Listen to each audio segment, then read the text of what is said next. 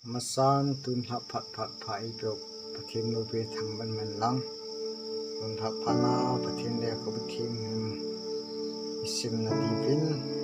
in thang bitil kho kit na divin second first Peter bunga sangu na kunin changku chan ga simti we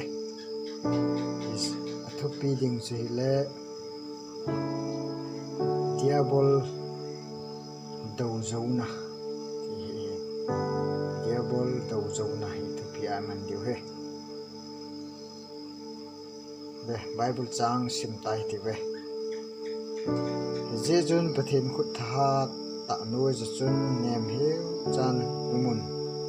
aman apha chanang ho na choi sang theina dingun na lungkham na zo seuma chunga siplavin aje choman na khan khoding o ke lai limgeu chan umun ki hong phavin na ki do piu diabol zo ke pi ba kai ki tum ma banga koi kabal hlum theidem ti a hol le awa le hi bible thing sam pathin san chan phat thei bu piu han lang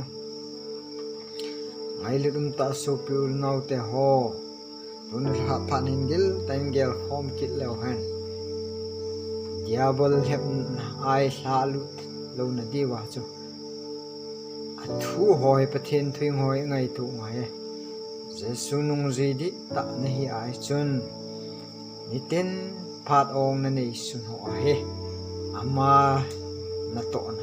ama mina taw ama mina hil ama mina se phung na ama mina taw pi na kin ho he naman theina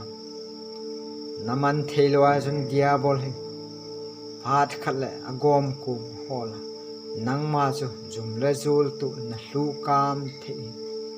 jesun football pe ho khoi ga velo han ai ho christian chate alo le ho thado chate tikte yo nam sungwa hi na chun ball pe goal hi thiem gun hi football ke pe en goal thun tam ta tai thun jiwin gol som ti hong I thunu ge gol thun hinom ahin wang an le pe kit pa an le thun kit ting ima ho hin I dang zo ji pon gol tam ta ne gul ilal ji ta ni yesun diabol ki do piu hi I zone di wa chun ipi I bolonga yam itia chun tinai phat ong ni su ho he pungka khat sa yong la nen lang nu mal som chan he ga taw pe la iti chun Krista hin na di ta nei nang ma jesu nung ji Christian na hi ai chun na bol de dol na duty chu diabol do na so hi che do zo na di wa chu bible sim ahu ala khom hin na hu bible thing hi sim gi nga teng le taw na gin hoi ging jing nga te la va choi la sa ho he das la gaw mi ho la sim hoi sa ging ji de he le pung ka khat sa yong le in lang na so pi ding a chun taw na ka mangin chutile diabol chun mun anei thelo de hi den hlep pate baung nom thelo de alo le ti chun na hlu thelo de hi e chun an le thun thelo ni wa cha bol pe hon chun pan ni law ngai chu sei min thang ta la sa them alo pathin wa chai la sa them min thang chu sei min thang ta ho jong I sei the na ho wa cha nei wai an le thun ki teng chon set gi lo na chun chan san ho chan ji pe ji ta e chu phat I pi lo ngai teng gol tam ta hen le thun ki jun ko pathin du se hen no me a thing se hong no me en wa mun la mun a din zo ji lo ji chu lung han na ding mun hoi te na lung hang kulpina pathin su se ding mun a wa choi la san ding mun ho te ba choi la hang san ten na sa in elo hang san ten pathin thu I sevin an la nein sunga diabolin chan san la ni kho le nang ma chu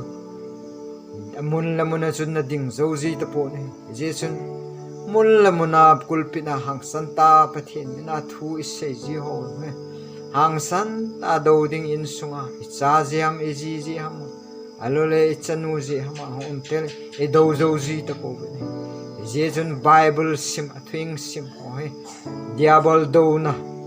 gal man cha phat pen ta choi le pathin le khabu thing hoi sim ginga a Bible thu ho ngai tu a va chai la lagaw mi ho sim las hoi sa ging zinga itia chu yum teng leo diabol chu do zo di we ti chu don la phana pathin milung se ngai lu na sa ulanaw te ho to ding thamning office duty alo lo na to za chu chu nei ve ain la pung ka khat chayang ama thuing simin la awa choi la ho hi saging in lang ichun cha na naw na sopi lagaw mang ding ngai nat na nei lang thu sen la sa na chom cha pedo in chu ti le diabol chu na do zo di ti chu pathin mina vel ngai lut na zara hinkil na ho he athu pathin in chan chan phat thei bu pe ta han amen.